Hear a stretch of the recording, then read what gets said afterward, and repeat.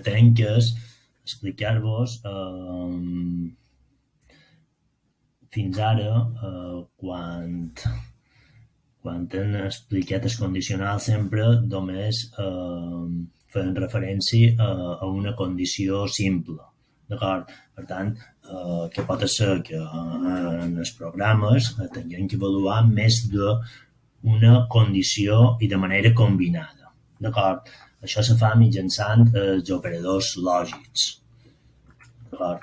Vale. Què són aquests operadors lògics? Vale? Els que ens permeten combinar diferents condicions. Vale?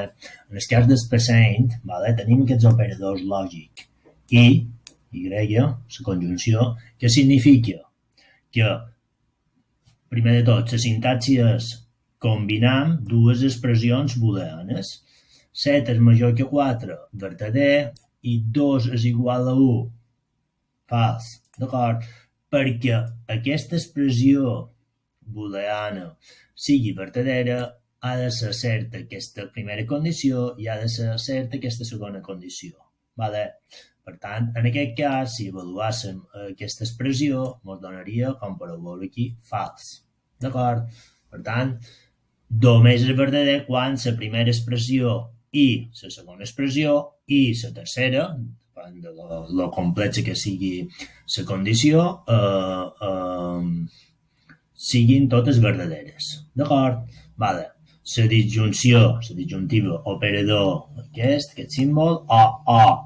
Vale? Per tant, quan és verdadera l'expressió? Quan una de les dues, o de les 1000, sigui verdadera.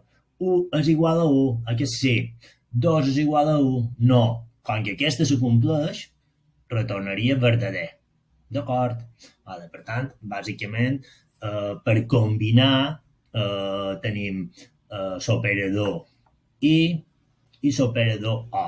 D'acord? Depèn de la necessitat que tinguem. I llavors tenim l'operació-negació, que el que fa és, donada una expressió booleana, que tindrà un valor verdader o fals, ens retorna l'operació contrari. Per tant, si l'operació booleana ens retorna verdader, si la neguem, ens retornaria fals.